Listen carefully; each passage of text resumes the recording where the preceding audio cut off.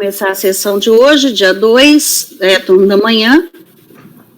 Está presente, ocupando a vaga de conselheiros contribuintes, o doutor André Urit Pinto, e ele vai estar em todas as sessões, porque é uma vaga mesmo, então ele vai estar presente em todos os julgamentos.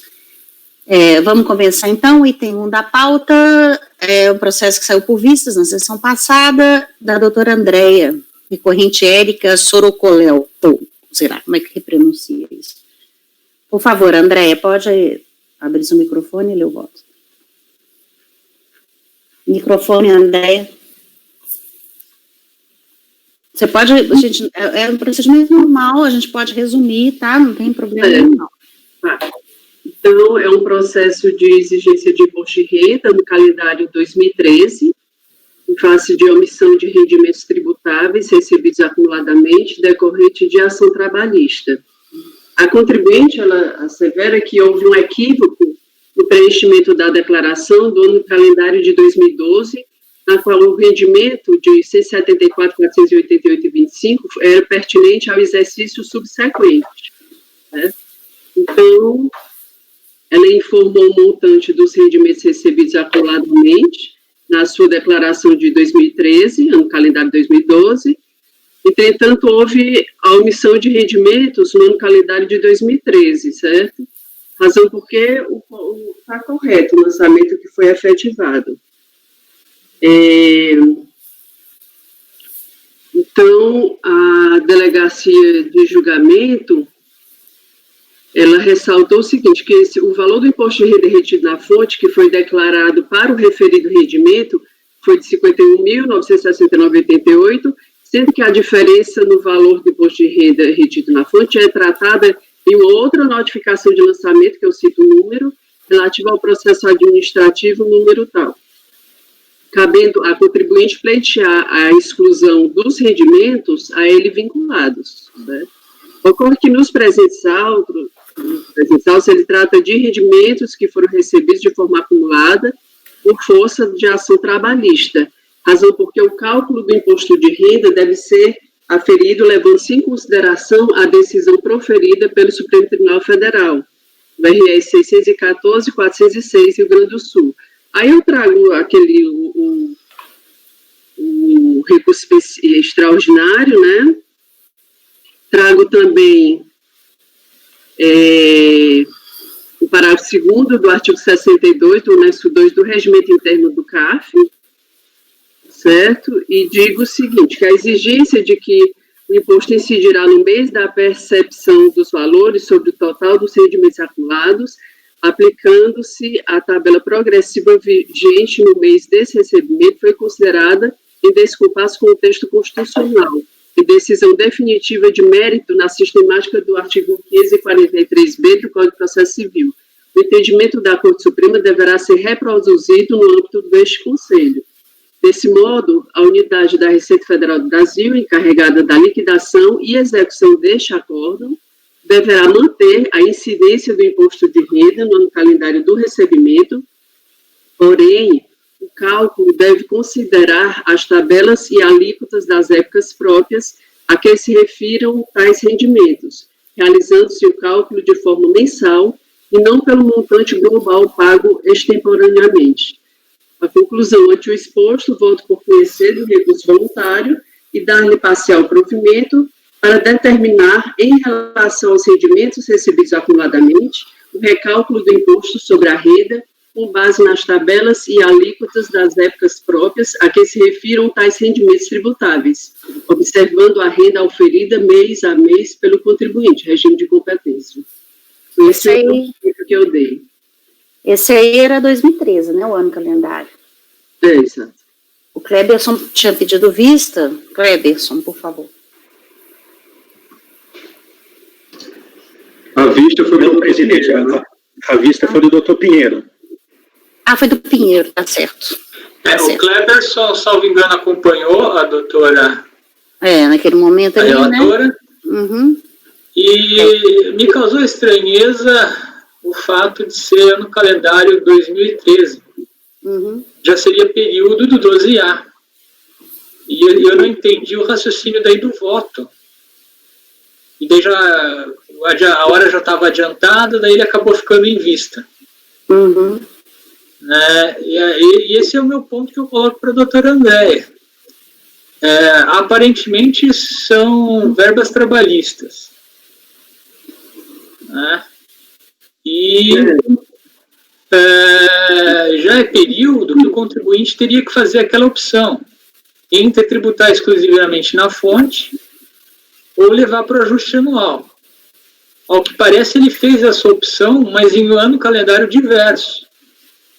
E ele quer que, na impugnação, no recurso voluntário, ele quer que isso seja, de certa forma, reconhecido e feito uma compensação. A argumentação dele foi nesse sentido.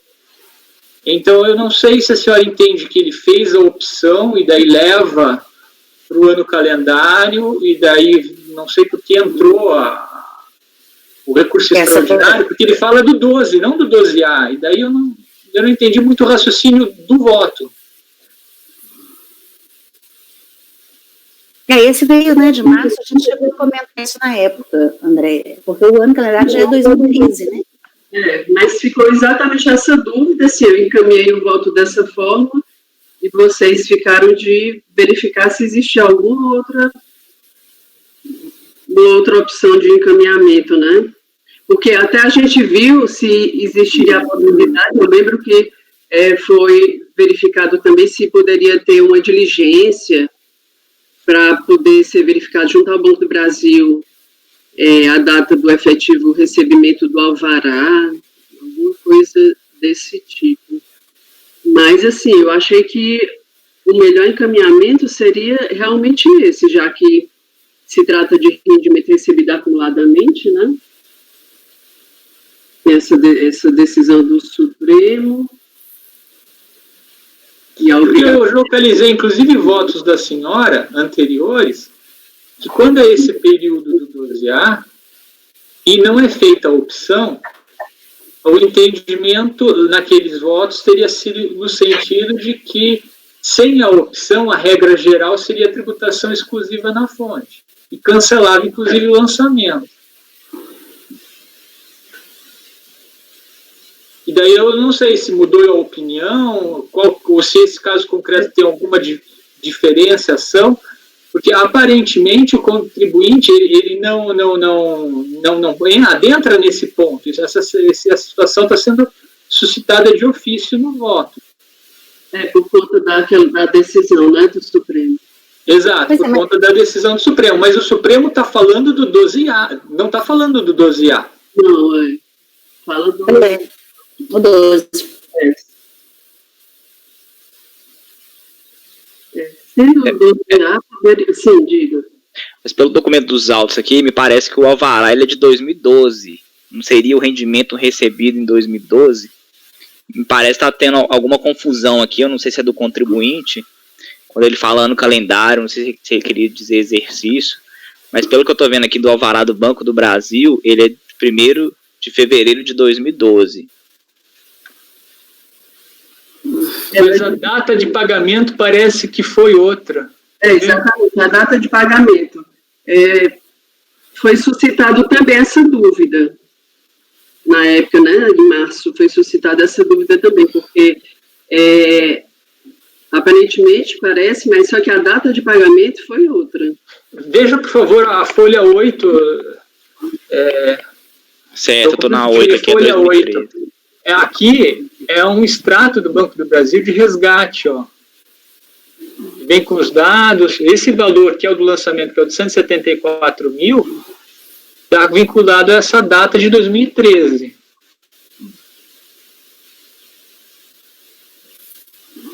Mas há alguma coisa em período anterior, mas eu não sei, em valores menores.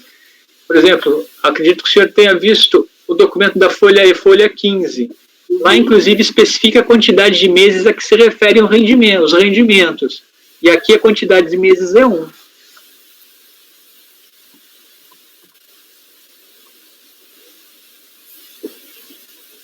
Pagamento foi em 2013, rendimento de 2013.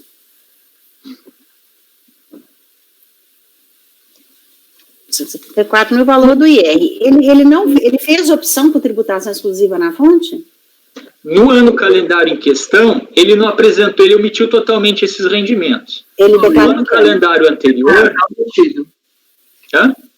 Estão omitidos esses rendimentos nesse ano calendário. 2013, tá. Ele declarou em 2014? Acho que foi. Ou ele declarou em 2012? 2012. Ele declarou em 2012. E aí o fiscal levou para o ajuste em 2013. E em 2012, qual foi a opção dele? Em 2000, tem aqui a declaração dele. Em 2012, ele leva para rendimentos tributáveis recebidos de pessoa jurídica pelo titular. Ele não leva para a ficha rendimentos recebidos acumuladamente, e lá nessa ficha é que abre o campo para fazer opção. Ah, tá.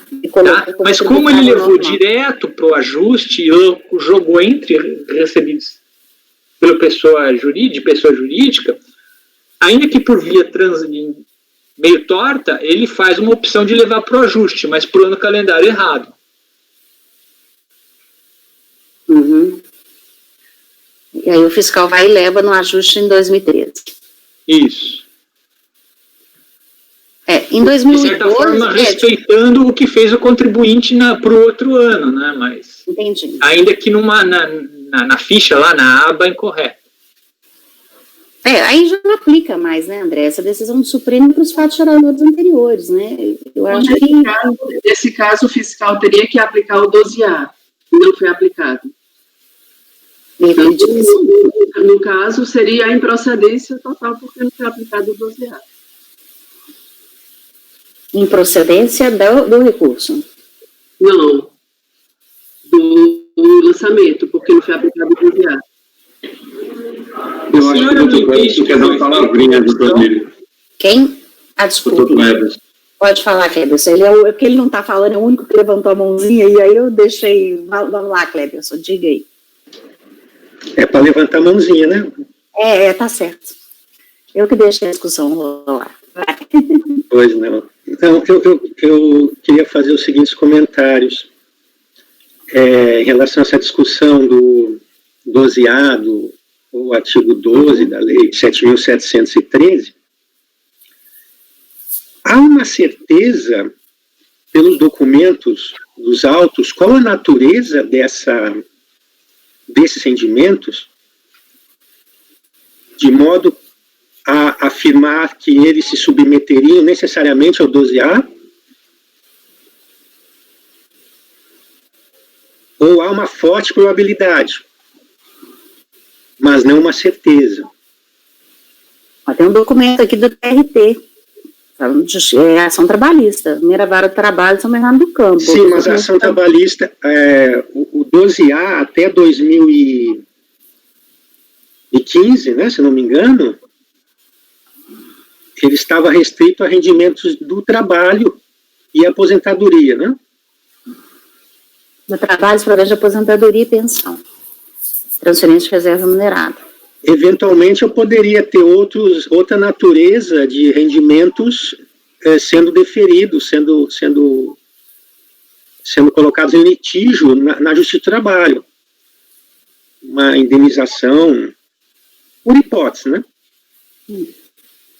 Mas tudo decorrente do trabalho, né? Porque seria o rendimento... Indenização, e que nem seria base de cálculo, o senhor diz? Pode ser, mas a questão que me surgiu é essa. Por que eu estou dizendo isso? Quando o fiscal lança um ajuste, será que a decisão dele está incorreta mesmo? Ou porque o contribuinte deveria demonstrar realmente a natureza dessa parcela para que pudesse ser submetido ao 12A? Como não tinha uma certeza, ele seria mais um motivo para o fiscal fazer o lançamento na regra antiga ainda, do artigo 12. Você acha que é por causa da incerteza? Mas ele argumenta nesse sentido, ele é muito lacônico. Não, o que eu estou ponderando, doutor Pinheiro, é em relação a essa discussão sobre qual que tipo de incidência deveria ter sido feito sobre o lançamento, sobre que incidência tributária, que dispositivo legal, se um rendimento submetido ao ajuste ou tributado exclusivamente na fonte, em separado. Uhum. Porque, veja, o artigo 12A, ele trata de uma tributação separada na fonte, né? Exclusivo na fonte. Não é nem obrigação do beneficiário. E é exclusiva. Então acho que a gente pode manter no 12 mesmo, e ele só foi revogado nessa redação em 2015, né? E deixar essa dissolução aí dada pela Andréia. Diante dessa dúvida aí que o Cleberson levantou. Bom, todos entenderam? Alguém tem mais alguma pergunta? Mas o fiscal, ele não verbaliza a dúvida também. Na descrição dos fatos, enquadramento legal. Ele é seco. O que eu constatei aqui é que ele fala que recebeu em 2012, mas o alvará aqui cita o ano de 2013. E aí a DRJ concluiu nesse sentido.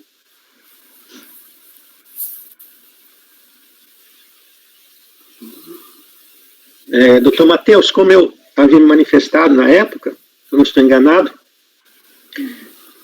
eu disse que os elementos de prova, eles apontam realmente para o fato gerador de 2013, né? Então não poderíamos dizer que esse lançamento ele é indevido em relação a quando ele adquiriu a renda, né? Porque os documentos mostram 2013. E as próprias razões recursais vão nessa linha.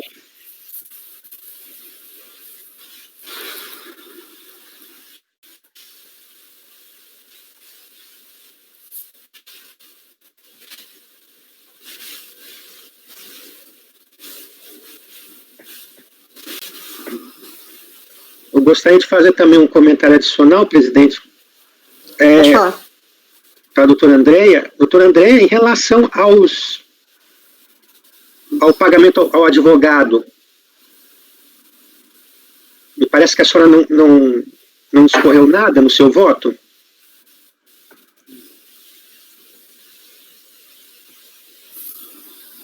Ao menos eu entendi que era um argumento do recurso.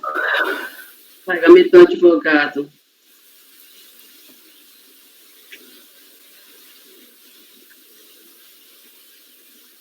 Mas aqui, eu não coloquei nada, mas eu acho que ela não traz. Peraí, só um instante.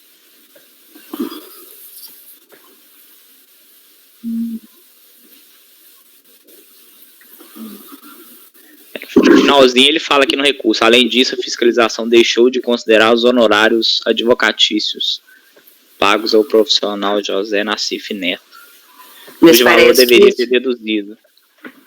Tem preclusão nisso, não? Pois é. Ele fala isso na DRJ também? Tem que ver se ele fala isso na DRJ. Deixa eu ver aqui. Parece que não. Parece que na DRJ ele só... Na impugnação. Já declarou. Consta? Eu não localizei na impugnação, ela está na folha 3. Exato. Mas eu posso só acrescentar que não foi objeto de impugnação. Deixa eu só confirmar. Ele fala que declarou em 2012 e pronto. É isso que está no resumo da DRJ. Tem que confirmar a impugnação dele.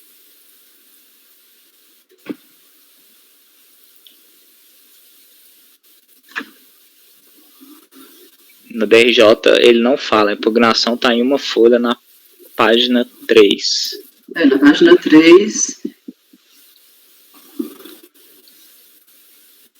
Fala da omissão.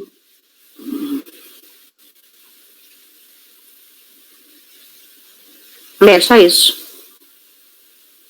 Ele não fala do advogado, não. Ele tem preclusão, então.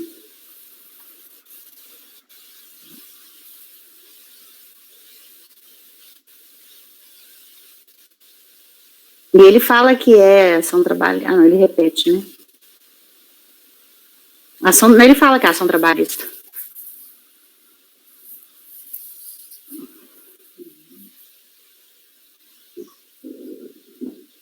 Só isso.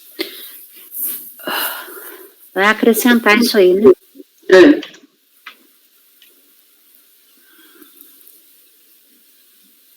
Então tem que falar dessa parte da ação trabalhista, preclusão.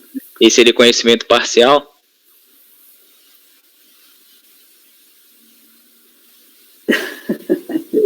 Pode ser só conhecer do recurso mesmo, né? Pode falar que em relação a essa matéria teve preclusão, a gente já discutiu isso, né? Pode ser assim, não tem problema não. Então tá, então Cleberson, vamos botar? Todo mundo à vontade? Mas a doutora Andréia ficou como por voto dela no final? Não, eu vou manter desse jeito. Tá ok. Cleberson. Presidente, eu vou acompanhar o voto da doutora Andréia nessa linha que não há uma certeza se enquadra no 12A pela documentação até fornecida pelo contribuinte. Então, acho razoável que para a solução o artigo 12, que nem foi, da mesma maneira que foi feito o lançamento, e tendo em conta o artigo 12, é aplicado o entendimento do STF. Sempre ressaltando que tributação exclusiva, tributação em separado, exclusivamente na fonte do 12A, não necessariamente, dividido pelo número de competências, não necessariamente o cálculo vai ser igual a fazer pelo 12 com aplicação do entendimento do STF. Já que o entendimento do STF, regime de competência, mas leva-se em conta também no cálculo os demais rendimentos naquele mês. Então, acaba, muitas vezes, a tributação sendo maior. Mas, para mim, a solução desse processo o voto aqui da doutora Andréia, para mim, está bem encaminhado. Ok. Doutor Matheus. Para o provimento parcial. Okay. Mas o voto dela não faz essa ponderação que o senhor fez. Estou notando aqui. Doutor Matheus. Eu acompanho. Pinheiro. Eu acompanho, mas teria que fazer a ponderação explícita no voto. Da forma como ele está, não. Ok. Não sei se será acrescentado? Falar do artigo 12, André, que considerando que não tem certeza, né, que limite. Eu acompanho. Ok, Rodrigo. Acompanho. Peraí, Rodrigo não, Raíde. Raíde acompanhou, Rodrigo? Acompanho. André? Acompanho. Então ficou resultado de julgamento. Acordo escolhido por unanimidade de votos, dá provimento parcial ao recurso voluntário para determinar em relação aos rendimentos recebidos acumuladamente o recálculo do imposto de renda com base nas tabelas e alíquotas éficas próprias se referir a tais rendimentos, observado a renda oferida mês a mês pelo contribuinte, regime de competência. Obrigada, Andréia. O próximo processo é seu de novo. É o embargos. O pessoal está dando alguma microfonia. Não esqueçam, então, depois de desligar o microfone. Eu vou ficar com o meu ligado o tempo inteiro, porque eu preciso intervir, né? Então, por item 2 da pauta, Ivo José. O embargo, André. Pode... Embargo de declaração interposto pelo contribuinte e face de decisão prolatado no acordo que eu cito, em sessão realizada em 2 de outubro de 2018. O contribuinte aduz em sua peça recursal de embargo de declaração contradição entre o reconhecimento da inocorrência de omissão de rendimentos recebidos acumuladamente e a manutenção do procedimento de cálculo pro rata em 177 meses, pois ao considerar que inexiste a omissão de rendimentos, não pode subsistir a questão acessória relativa à verificação do número de meses por falta de embasamento legal da autuação. Omissão quanto ao reconhecimento da isenção a que faz jus nos termos do artigo 6º da Instrução Normativa Receita Federal 1500 de 2014. Omissão quanto à exclusão da multa e encargos moratórios. Os embargos foram com relação ao voto vencedor. Foram admitidos, né? Tá.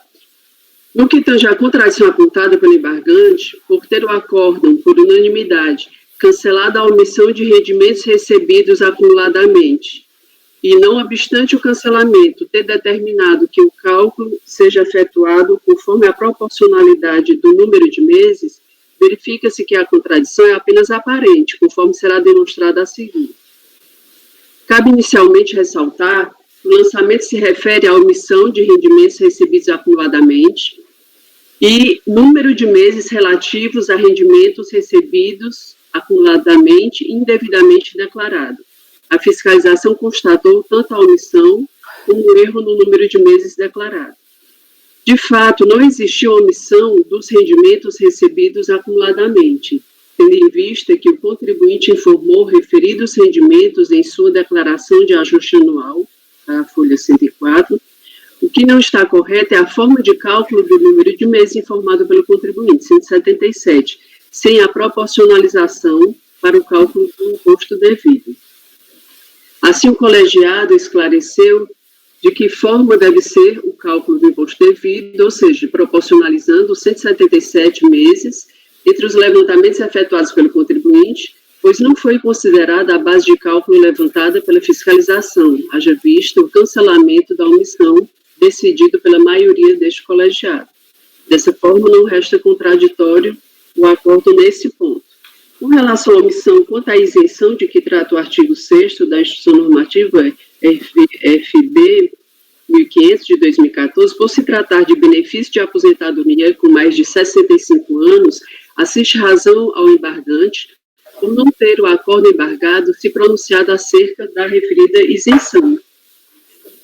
Eu cito a Instrução Normativa, né, artigo 6º, inciso 1, conforme se verifica dos autos, os rendimentos recebidos acumuladamente se refere à diferença de complementação de aposentadoria, razão porque assiste razão recorrente, devendo ser descontado do montante do imposto de renda o valor a que o contribuinte faz jus por força da isenção estabelecida no artigo 6º, inciso 1, da IN 1500 de 2014. Resta nesse ponto sanada a omissão com a integração do acordo relativamente à isenção. No que tange à exclusão da multa de ofício, restou omisso o acordo recorrido, razão por que se passa a apreciar. O lançamento foi realizado com a aplicação da multa de ofício nos termos do artigo 44, inciso 1 da Lei nº 430, de 96, de forma correta, não havendo, portanto, qualquer insubsistência quanto à incidência da multa aplicada, conforme disposição legal. Eu cito aqui, ressalte-se ainda os termos da súmula CAF número 2, o CAF não é competente para se pronunciar sobre a inconstitucionalidade de lei tributária. Então, diante do exposto, acolho os embargos de declaração para sanar as omissões apontadas, com efeitos integrativos ao acordo embargado, para descontar do montante do imposto de renda o valor a que o contribuinte faz jus por força da isenção estabelecida no artigo 6º, inciso 1 da Instrução Normativa 1500 de 2014.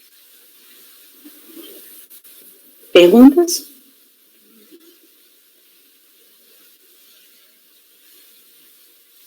Não?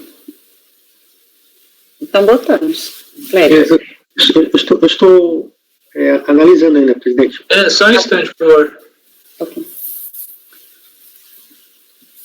O rendimento dele, Andréia, que ele já recebia, porque isso aí é só a diferença, né? No que ele já recebia, já não descontava o valor que ele recebia já não descontava a parcela isenta, não, de provento de aposentadoria acima de 65 anos? Na declaração tem valor lá. Cadê? É isso que eu estava procurando. Deixa eu pegar aqui a declaração dele. Porque se ele já usou Foi o uma benefício, cobertura de folha. mas talvez ele não tenha usado integralmente, né? Mas não foi exclusivamente na fonte? Esse daqui não é 12A, com exclusivo na fonte, inclusive com cálculo de meses?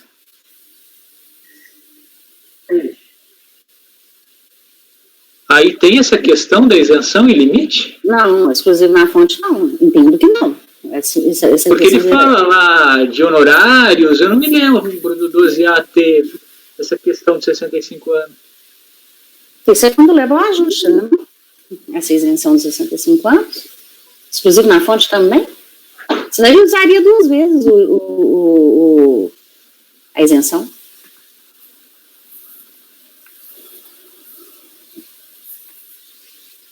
Imagina, ele recebe um tributável, usa a isenção.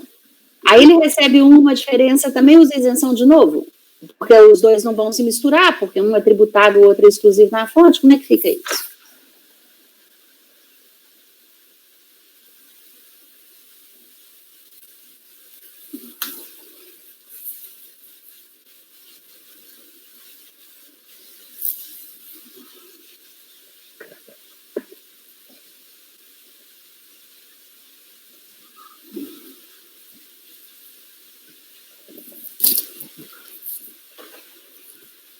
Qual é o no calendário? 15, exercício 15.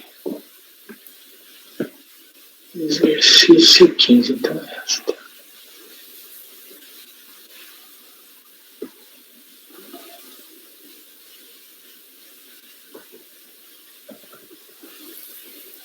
E outra, ele alegou isso também na impugnação?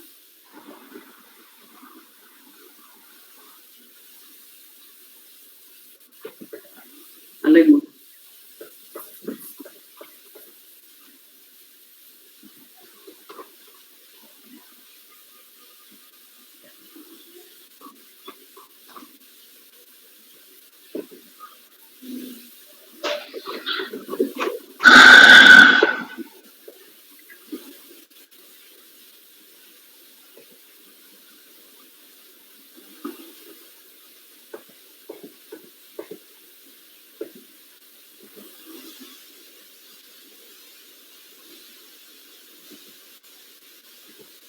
É, fala mesmo.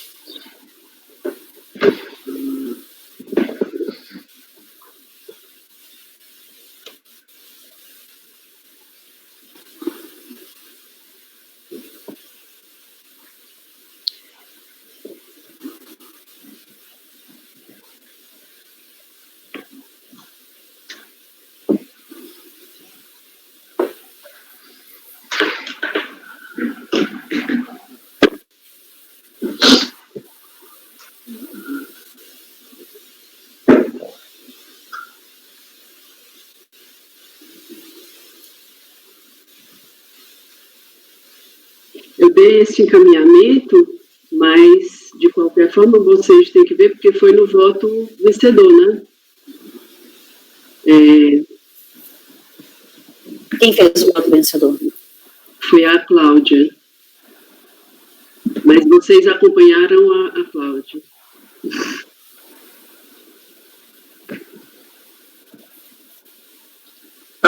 Vamos abrir aqui.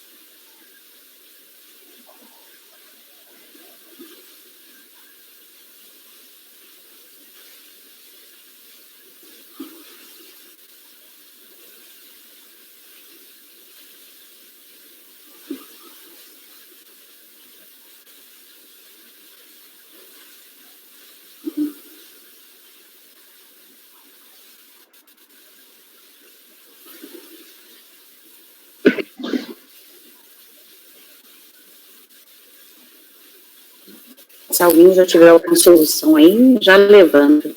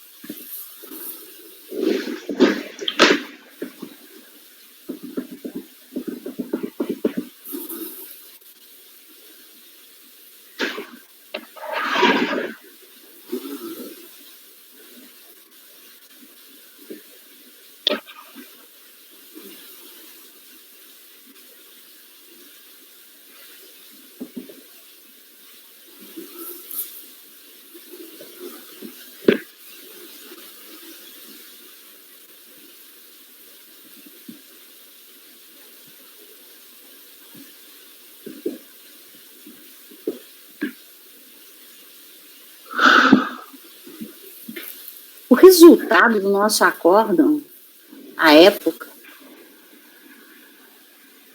foi provimento parcial para cancelar a infração por omissão de rendimentos recebidos acumuladamente?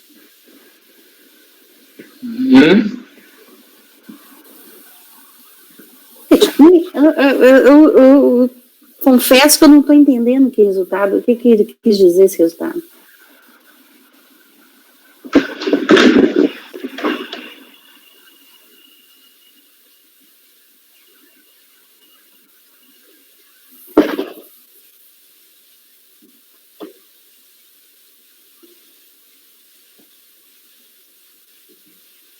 Não estou conseguindo entender. Vamos, esse aí acho que a gente precisa analisar com um pouquinho mais de calma. Pelo que eu entendi, se a doutora Andréia teria dito, é que os rendimentos transitaram pela declaração. O problema foi só a quantidade de meses. E o fiscal lançou de novo como omissão? É isso? Tem que abrir a...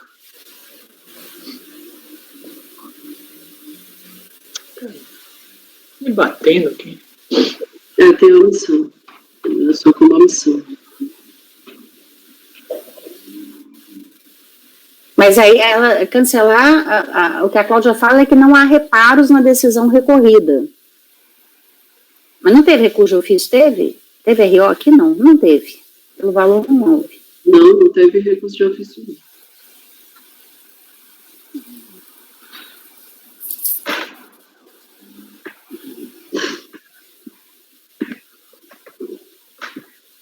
Cleberson, vamos sugerir uma vista de mesa nesse daí?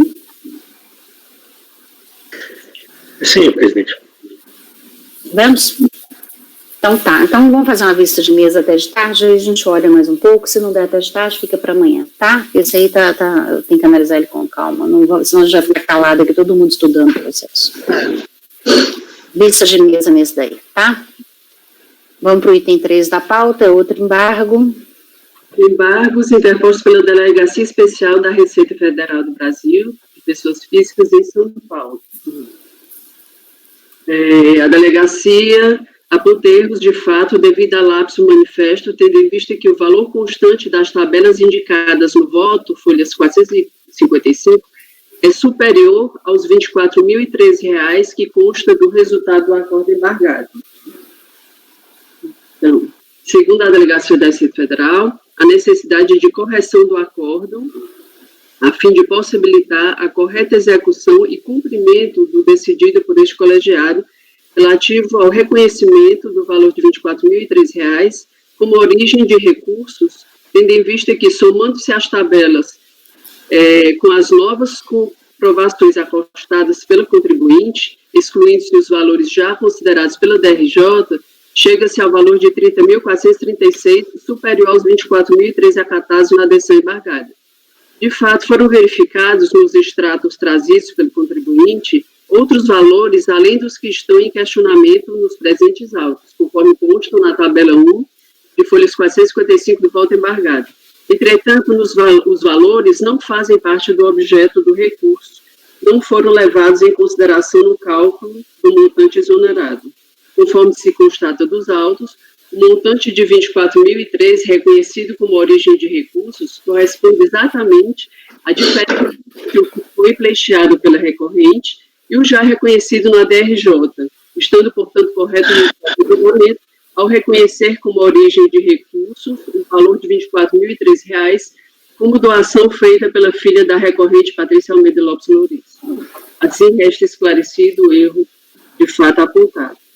Então, disposto a coleção da declaração sem efeitos infringentes para esclarecer o erro de fato.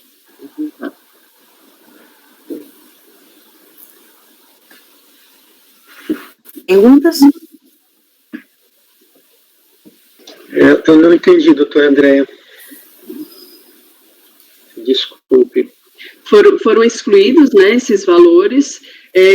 Existe uma tabela que está nessas folhas 455, que o fiscal disse que ela fica incoerente com o valor do resultado do julgamento, certo? E nós excluímos esse valor aqui, de 24.013, e quando se soma os valores que estão na tabela, dá um resultado de 30 mil e poucos reais. Eu estou dizendo que os valores que estão na tabela são os que já tinham sido questionados, foram incluídos outros valores pela contribuinte, mas só que o que nós julgamos foi exatamente o objeto do processo. E esses outros que foram incluídos depois, eles não são objeto do processo, então está correto o julgamento. Vou abrir aqui o processo.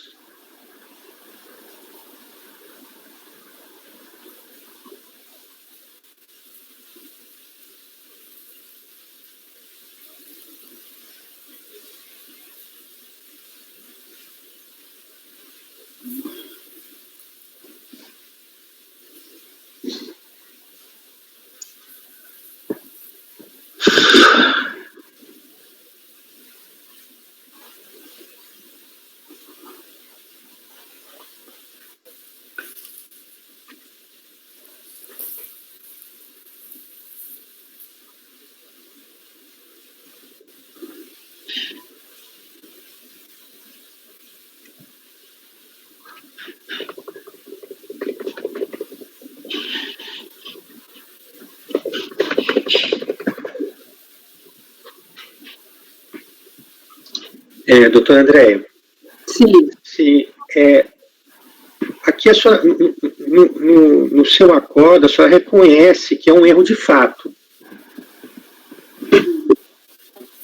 Mas a senhora diz que está correto. Ah, tá. Isso que me causa confusão aqui, para compreender. É um erro. O acordo recorrido, embargado, ele contém algum erro? Não. No contexto do que foi mencionado pela unidade responsável pela liquidação e execução do acordo, ou não? Não tem erro. Acho que o encaminhamento aqui da conclusão teria que dizer, apenas esclarecer, e realmente não teve esse erro de fato.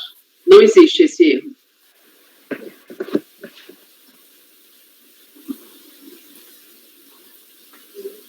O acordo está correto. Só pelo texto aqui do voto fica difícil visualizar o erro.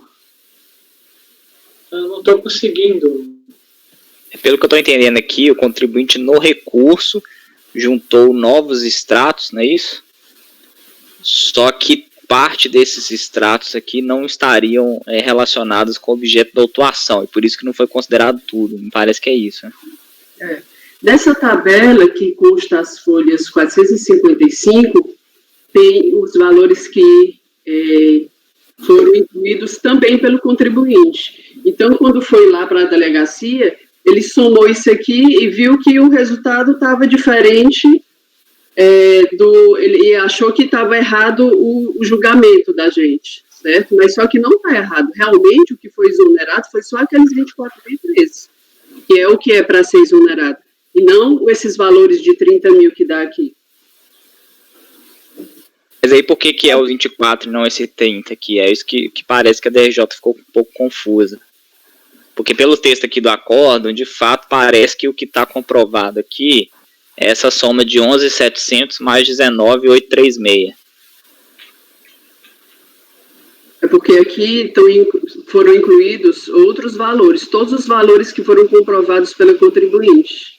Não, o que a DRF está falando, os embargos, é que foi considerado em duplicidade, que alguns valores já foram considerados pela DRJ. E aí a gente, no acórdão, considerou de novo. Não, mas mesmo considerando esses valores, certo? Os valores que já foram reconhecidos pela DRJ e os valores que ela trouxe, dá esses R$24.013, diminuindo, né, um do outro.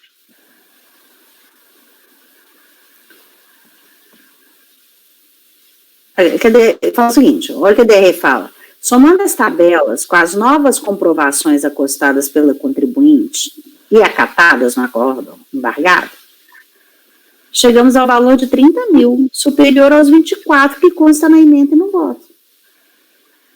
A DRF, na hora que ela soma, ela chegou em 30 e não 24. É isso que ela está embargando. Isso, ela alega que é o seguinte, ela somando esses 19 mais 11.700 e diminuindo 2 depósitos que supostamente estariam sendo considerados em duplicidades, ela chegaria a 30.436 e não aos 24 mil que foi considerado no voto. Aí ela fala, olha, não é 30.436 e por que 24? O embargo dela é esse. Tem 2 valores aqui que ela fala que coincide as datas, que é 6/2/2002, no valor de R$800,300, que segundo ela já foi considerado pela DRJ.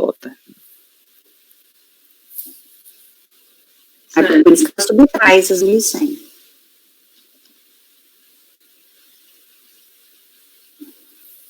Acredito eu que esse aí é mais uma, não? Esses 24.13 é justamente os valores que foram reconhecidos, né, como a origem dos recursos, e corresponde exatamente a essa diferença do que foi pleiteado pelo recorrente e o que já foi reconhecido pela DRJ. Aí teria que ir lá para poder ver, assumir tudo.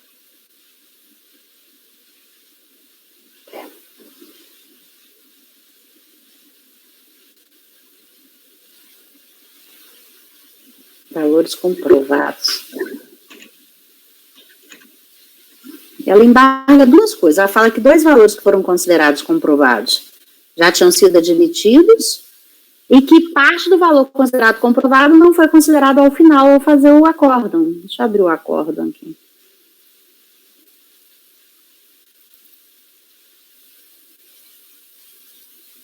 Acho que esse é mais um para a gente conferir conta, né?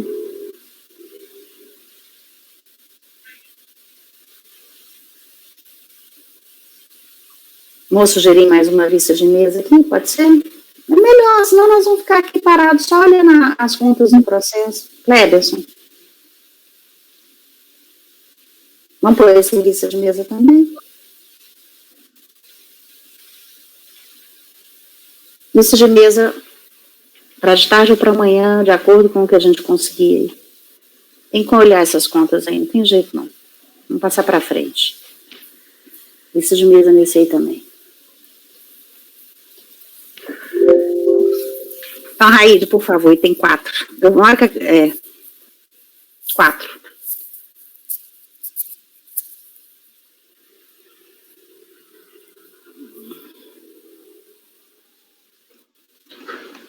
Aqui também trata-se de embargos.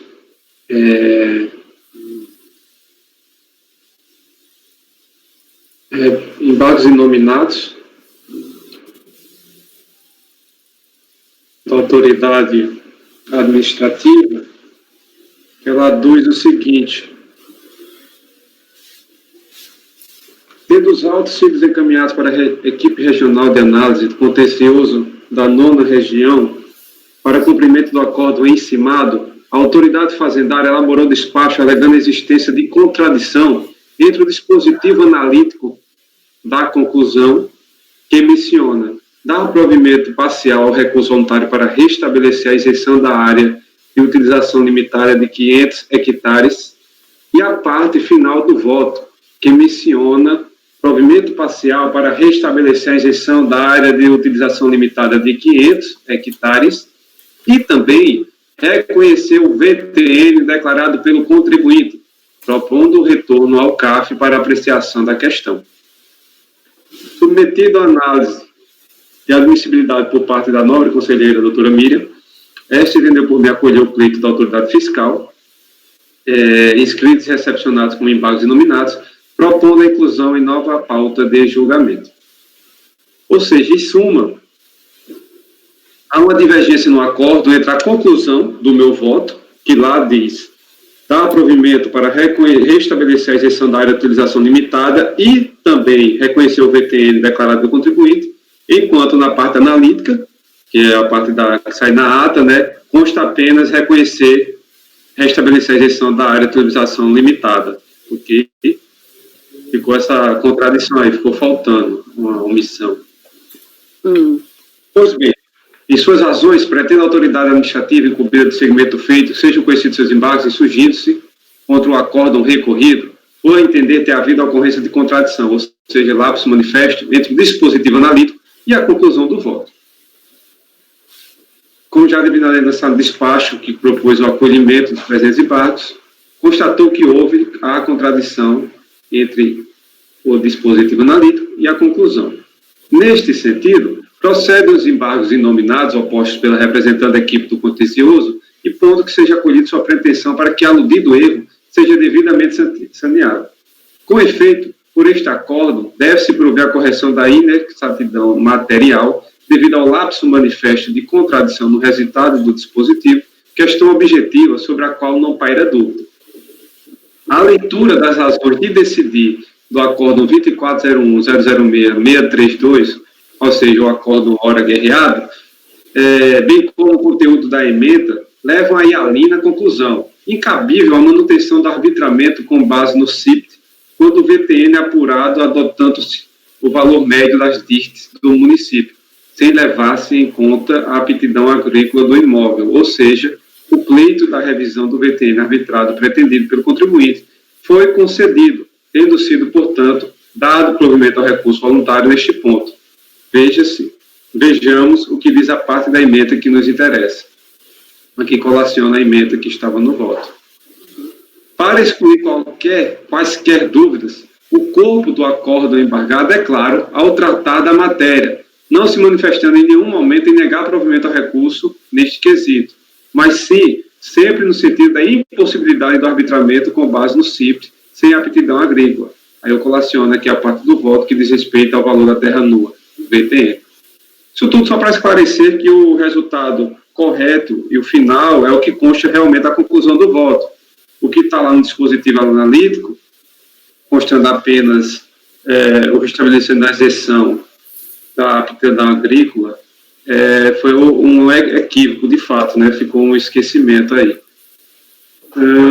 Consequentemente, a conclusão foi na linha da fundamentação esposada, se não vejamos. Aí a conclusão do voto foi: por todo exposto, estando a notificação de lançamento sob exame em consonância parcial com as normas legais que regulamentam a matéria, voto no sentido de conhecer do recurso voluntário e, no mérito, dar-lhe parcial provimento para restabelecer a isenção da área de utilização limitada de 500 hectares e reconhecer o VTN declarado pelo contribuinte.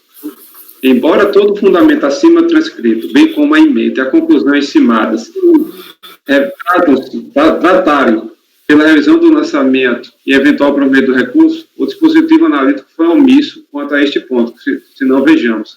Aí aqui eu trago o que diz apenas o dispositivo analítico, que, como já disse, ele restringiu a restabelecer a isenção da área de utilização limitada. Como se observa, a falta de referência ao reconhecimento do VTN declarado pelo contribuinte ao final do dispositivo analítico constitui evidente erro material, devendo ser sanado pela sua inclusão no texto em questão, a restar a seguinte forma: Para mim, no meu ponto de vista, o dispositivo analítico deve ser: acordam os membros do colegiado, por unanimidade de votos, dar provimento parcial ao recurso voluntário para restabelecer a isenção da área de utilização limitada de 500 hectares e restabelecer o VTN declarado pelo contribuinte.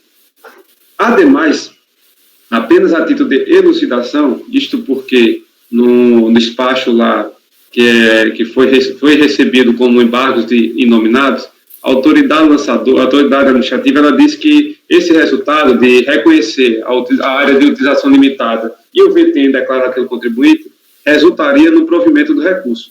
Aí eu estou apenas esclarecendo que o resultado estimado não acarreta o provimento integral do recurso, visto que o contribuinte, no seu recurso voluntário, questiona a existência de erro de fato em relação à área de pastagem, que foi um ponto afastado pelo acórdão ora guerreado. Sendo assim, por todo exposto, voto no sentido de acolher os embargos inominados, de acordo com o artigo 66 do RICARF, para corrigir a parte dispositiva do acórdão, antes escrita como, colaciona aqui, para que passe a ser lida como acórdão os membros do colegiado, por unanimidade de votos, dar provimento parcial ao recurso voluntário, para restabelecer a isenção da área de utilização limitada de 500 hectares e restabelecer o VTN declarado pelo contribuinte. Este é meu voto.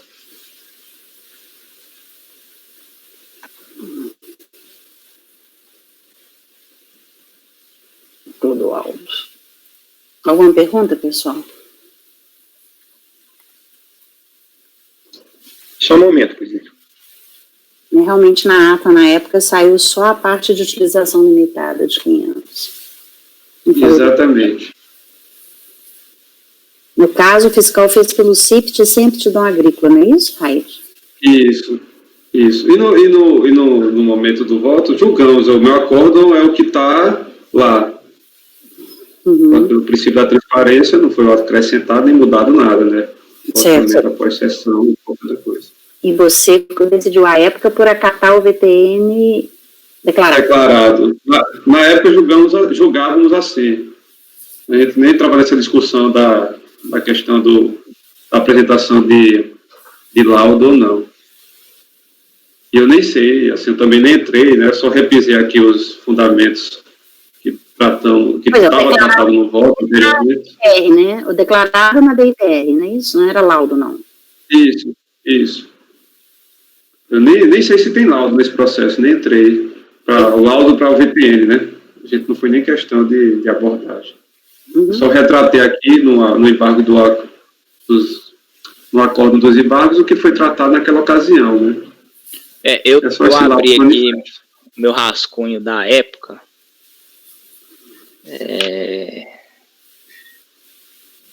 Tem vários processos, né, do Clodoaldo. No processo 2010-11, que é esse que a gente realmente está julgando, tem aqui reconhecer o VTN declarado pelo contribuinte. Talvez é porque, como tinham outros processos desse contribuinte, na hora de colocar a ata, não sei, acabou copiando dos outros que não tinham o VTN declarado. Isso, pode ter acontecido isso. Realmente foi um lapso no empréstimo. Aconteceu isso aqui na ata.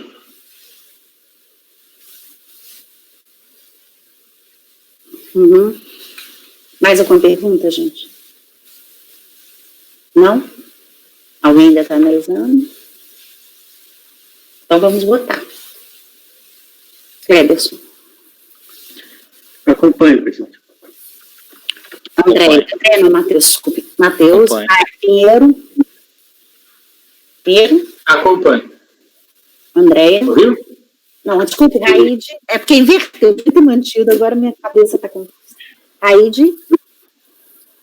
Eu já votei. Desculpa, você votou, Rodrigo. Acompanho. Andréia. Acompanho. Então, eu também. Agora nós temos colegiado, por unanimidade de votos, acolher os embargos sem efeitos infringentes para Sananda contra... sem efeitos, né? Porque o estado de julgamento é o mesmo, só para sanar, né? Para Sananda, a contradição apontada, alterar o dispositivo do acordo embargado, que passa a ter a seguinte redação. Código colegiado, por unanimidade, dá provimento parcial recurso voluntário para restabelecer a isenção à área de utilização limitada de 500 hectares e restabelecer... Presidente. O VTN declarado pelo contribuinte. Oi. sem efeitos infringentes esse resultado?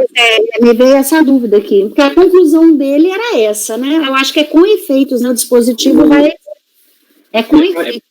Me parece o que foi decidido pelo colegiado foi em menor extensão, né? Então, agora não foi o que está havendo efeitos infringentes.